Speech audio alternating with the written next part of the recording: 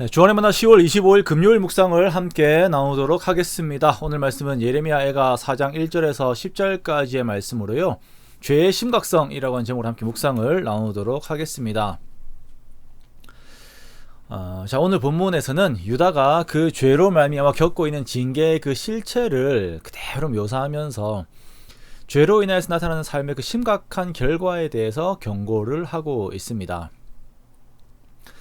하나님께서 우리들에게 훈계로 말씀하실 때에 우리는 그 말씀을 이제 들어야 하는데, 듣는 것보다 내가 가고자 하는 길을 걷는 것을 더 원하죠. 마치 떼를 쓰는 어린아이처럼 그런 모습을 보일 때가 많이 있습니다. 그리고 하나님께서 하시는 교훈을 곡해해서 그것이 마치 나를 얽어매는 것처럼 생각을 할 때들이 많이 있습니다.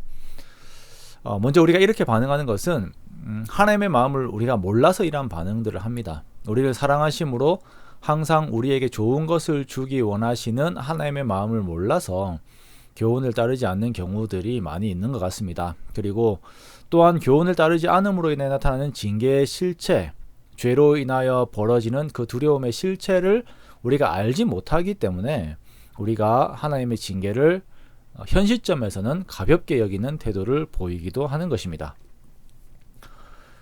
오늘 본문인 예레미야 4장에서 보여주는 무너진 유다의 모습은 그 묘사가 참 이렇게 참혹합니다. 잔인하고 잔혹한 모습들을 보여주고 있어요. 그래서 차라리 읽지 않고 넘어가면 좋겠다라고 하는 마음이 들 정도입니다. 그러나 우리가 이러한 것들을 직면해야 합니다. 그 이유는 죄에 대한 실체를 알고 죄로 말미암은 죄책에 대한 두려움이 있어야 우리가 잘못된 방향으로 가던 걸음을 멈추고 하나님의 교훈에 귀를 기울이게 되기 때문입니다. 무너진 유다의 모습은 슬픔과 절망의 성격으로 가득 차 있습니다. 예전의 영광들이 다 사라지고 현재의 슬픔만 남게 되었죠. 순금과 같던 유다가 그 빛을 잃고 오히려 토기장이가 만든 질항아리와 같이 여김을 받게 되었다. 즉 별 가치 없는 존재로 여김을 받게 되었다라고 말씀을 하고 있습니다. 그 아름답던 유다의 영광이 사라지고 아이들은 굶주림의 상태에 처하게 되죠. 젖먹이가 목이 말라서 혀가 입천장에 붙었어요. 이것을 바라보고 있는 그 선지자의 마음이 얼마나 아플까라고 생각을 해보았습니다.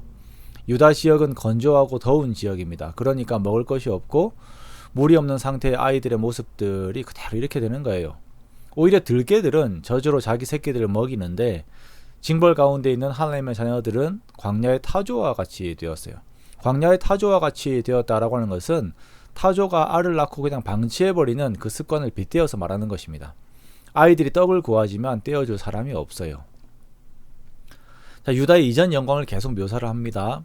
맛있는 음식을 먹고 붉은 옷을 입고 자라던 사람들이 외롭게 거리에 앉고 거름더미를 안고 있습니다. 존귀함을 받았던 자들의 몸이 이전에는 깨끗하고 윤택하여서 빛이 나섰는데 이제는 그들의 얼굴이 숯보다 검고 그들의 가죽은 뼈에 붙어 막대기같이 말랐습니다. 그래서 이제 거리에서 알아보는 사람이 없게 되었어요. 사람들의 굶주림이 심각합니다. 그래서 오히려 칼에 죽는 것이 더 낫다라고 말을 합니다.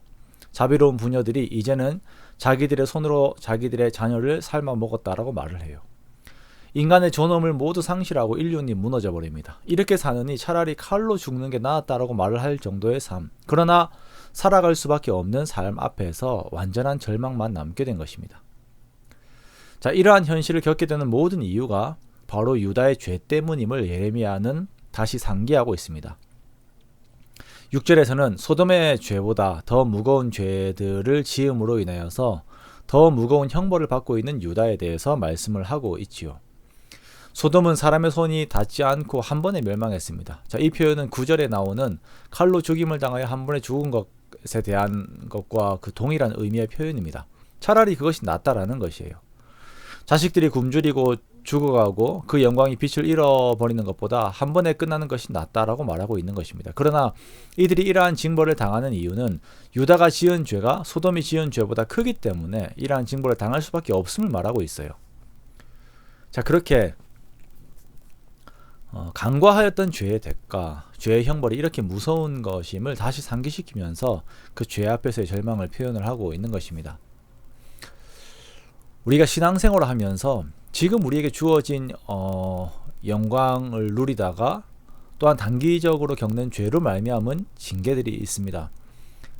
그런데 우리가 항상 생각해야 하는 더 두려운 것은 영원한 형벌에 대한 것이에요. 즉 지옥으로 가게 되는 것입니다. 우리가 예수 그리스도로 말미암아서 구원받았습니다. 그러면서 우리가 천국의 즐거움과 함께 죄의 두려움에 대한 묵상을 함께 해야 돼요. 그리고 지금 내가 누리고 있는 은혜가 얼마나 큰가, 또한 내가 지금 짓고 있는 죄가 얼마나 큰 소멸의 것들을 함께 끌고 오는 것인가에 대한 것을 생각하면서 더욱 두려움으로 말씀 앞에서 우리가 살아야 하는 것입니다.